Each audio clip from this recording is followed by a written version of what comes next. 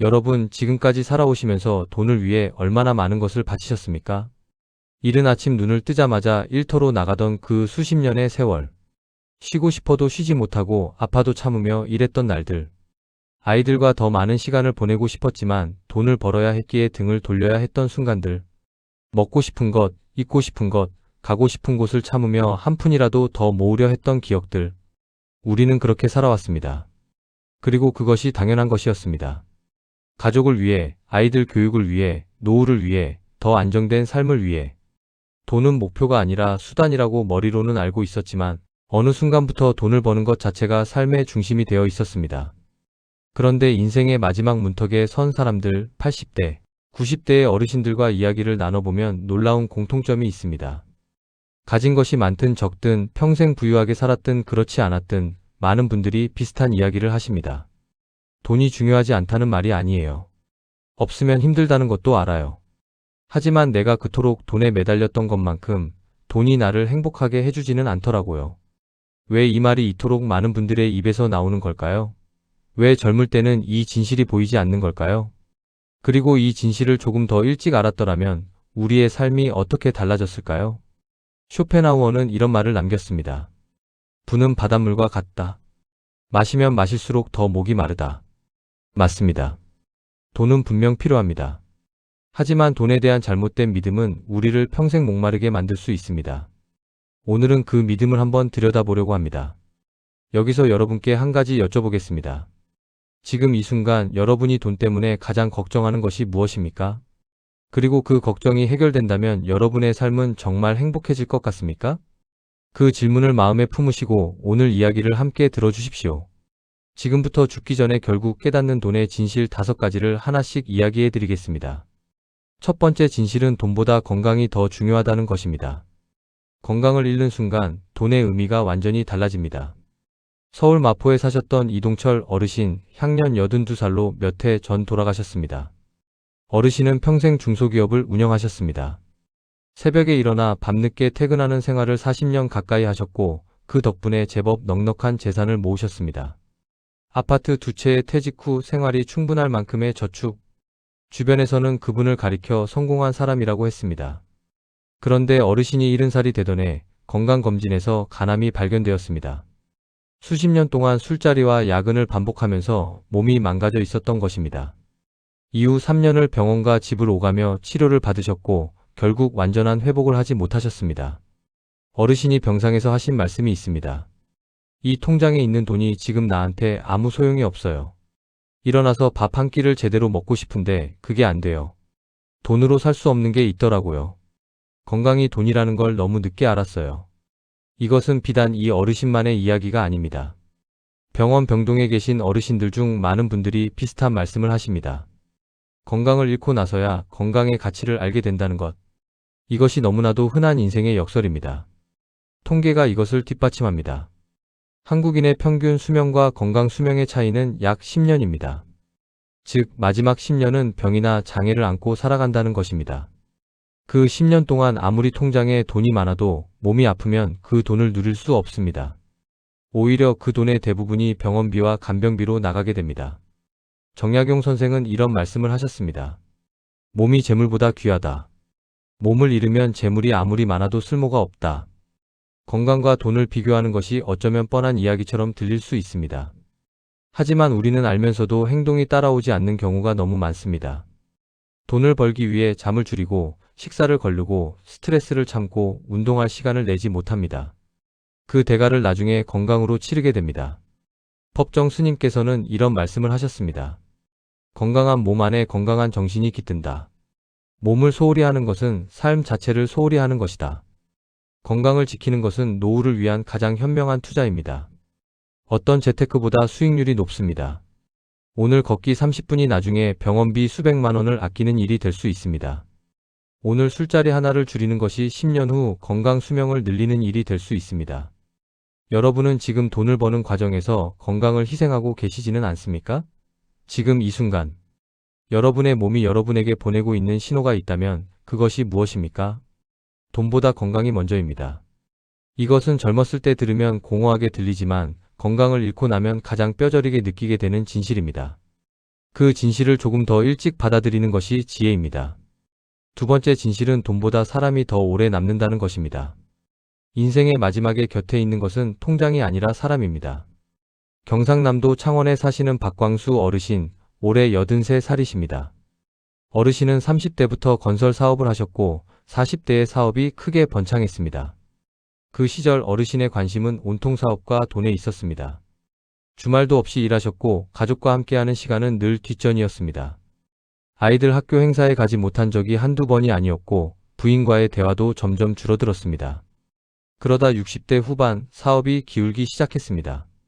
경기 불황과 여러 사정이 겹쳐 재산의 상당 부분을 잃으셨습니다. 그리고 그 즈음 부인이 먼저 세상을 떠나셨습니다. 어르신은 그때를 이렇게 회상하십니다. 돈은 또 벌 수 있다고 생각했는데 사람은 그렇지 않더라고요. 아내가 가고 나서야 내가 그 사람에게 얼마나 소홀했는지를 알았어요. 같이 여행 한 번을 못 갔어요. 맛있는 것 하나 사줄 시간도 없었고 이제는 돈이 좀 있어도 같이 쓸 사람이 없어요. 어르신의 이 말이 얼마나 많은 것을 담고 있는지 생각해 보십시오. 돈은 잃어도 다시 벌 수 있지만 사람은 한 번 잃으면 돌이킬 수 없습니다. 함께 할 수 있었던 시간은 두 번 다시 오지 않습니다. 심리학자 로버트 월딩어가 하버드 대학교에서 75년에 걸쳐 진행한 세계 최장 행복 연구가 있습니다. 그 연구의 결론은 놀라울 정도로 단순했습니다. 인간을 행복하게 하고 건강하게 하는 것은 재산도 명예도 지위도 아니라 좋은 인간관계라는 것이었습니다. 친밀한 관계를 가진 사람들이 더 건강하고 더 오래 살고 더 행복하다는 것이 75년의 데이터로 증명된 것입니다. 노자는 이렇게 말했습니다. 믿을 수 있는 말은 아름답지 않고 아름다운 말은 믿을 수 없다. 인간관계의 진실도 마찬가지입니다. 진심 어린 관계는 화려하지 않습니다. 매일 함께 밥을 먹고 소소한 이야기를 나누고 아플 때 곁에 있어주는 것. 이런 평범한 것들이 인생의 진짜 자산입니다. 쇼펜하우어는 이렇게 말했습니다. 인간에게 가장 중요한 것은 내면의 풍요로움이다. 하지만 그 내면의 풍요는 혼자서는 완성되지 않는다. 진정한 관계 속에서 비로소 완성된다. 지금 여러분 주변에 소중한 사람이 있으십니까? 배우자, 자녀, 오랜 친구. 그 사람들에게 마지막으로 진심을 다해 시간을 내어드린 것이 언제였습니까? 여러분이 지금 돈보다 더 많은 시간과 마음을 쏟아야 할 사람이 있다면 그 사람이 누구입니까? 그리고 그분에게 오늘 연락을 해보실 수 있겠습니까? 돈은 삶을 편하게 할 수 있습니다. 하지만 사람은 삶을 의미 있게 만들어줍니다. 그리고 인생의 마지막에 곁에 남는 것은 언제나 사람입니다. 세 번째 진실은 돈은 불안을 완전히 없애주지 못한다는 것입니다. 아무리 많이 가져도 불안이 사라지지 않는 이유가 있습니다. 서울 강남에 사시는 최재원 어르신, 올해 78이십니다. 어르신은 평생 금융업에 종사하셨고 은퇴할 때 상당한 자산을 보유하고 계셨습니다. 주변에서 보기에는 노후 걱정이 전혀 없어 보이는 분이셨습니다. 그런데 어르신은 은퇴 후에도 매일 아침 가장 먼저 하는 일이 주식 시세를 확인하는 것이었고 금리 변동에 촉각을 세우며 자산 배분을 조정하는 것에 하루에 많은 시간을 쓰셨습니다. 어르신의 가족은 이렇게 말합니다. 아버지는 충분히 가지고 계신데도 항상 불안해 보이세요. 뭘 더 해드려야 하는지 모르겠어요. 어르신 본인도 이 사실을 아십니다. 내가 이성적으로는 알아요. 이 정도면 쓰고도 남는다는 걸. 그런데 왜 마음이 불안한지 모르겠어요. 더 있으면 불안이 사라질 것 같아서 더 모으려고 하는데 더 모아도 불안은 없어지지 않아요. 이게 병인지 모르겠어요. 이것은 어르신만의 문제가 아닙니다. 심리학에서는 이것을 기준점 효과와 적응 수준 현상으로 설명합니다. 인간은 원하던 것을 얻고 나면 곧 그것에 익숙해지고 새로운 기준점이 더 높아진다는 것입니다. 1억이 목표였던 사람이 1억을 모으면 10억을 목표로 삼고 10억을 모으면 100억을 꿈꾸게 됩니다. 그 끝은 없습니다. 쇼펜하우어는 이것을 정확하게 꿰뚫었습니다. 부는 바닷물과 같다. 마시면 마실수록 더 목이 마르다. 명예도 명성도 마찬가지다. 그렇다면 왜 돈이 불안을 해결하지 못하는 걸까요? 그것은 대부분의 불안이 돈의 문제가 아니라 마음의 문제이기 때문입니다. 노후에 대한 불안, 건강에 대한 불안, 외로움에 대한 불안, 죽음에 대한 불안. 이것들은 통장 잔고로 해결되지 않습니다. 노자는 이렇게 말했습니다. 만족함을 아는 사람은 언제나 만족하며 산다. 족함을 아는 것. 이것이 불안을 다스리는 열쇠입니다. 지금 내가 가진 것이 충분하다는 것을 마음으로 받아들이는 것. 이것이 되지 않으면 아무리 많이 가져도 불안은 사라지지 않습니다. 그렇다면 어떻게 해야 할까요?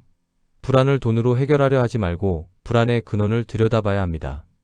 내가 진짜 두려운 것이 무엇인지, 돈이 없어서 두려운 것인지 아니면 혼자 아프게 될까봐 두려운 것인지 죽음이 두려운 것인지 그 진짜 두려움을 마주할 때 비로소 그것을 다스릴 방법이 보입니다. 여러분은 지금 돈 때문에 불안하십니까? 그 불안이 구체적으로 어디서 오는 것인지 생각해 보신 적이 있으십니까? 돈이 더 생긴다면 그 불안이 정말 사라질 것 같습니까? 불안은 돈으로 살 수 없는 마음의 문제입니다. 그 불안을 다스리는 것은 더 많은 돈이 아니라 지금 내가 가진 것에 대한 감사와 수용입니다.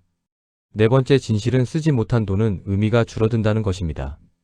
돈은 금고 안에 있을 때가 아니라 삶 속에서 쓰일 때 빛납니다. 강원도 강릉에 사시는 권순옥 어르신, 올해 79이십니다.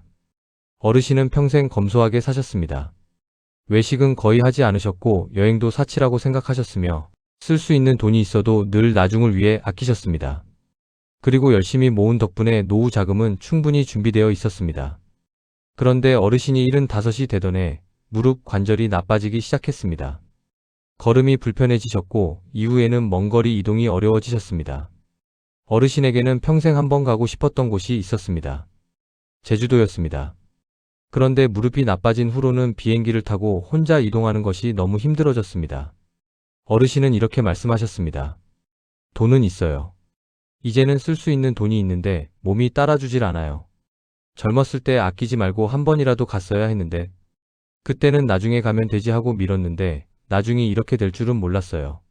이것을 경제학에서는 시간 선호의 문제라고 합니다. 우리는 현재보다 미래를 위해 저축하는 것이 미덕이라고 배워왔습니다. 물론 그것은 맞는 말입니다.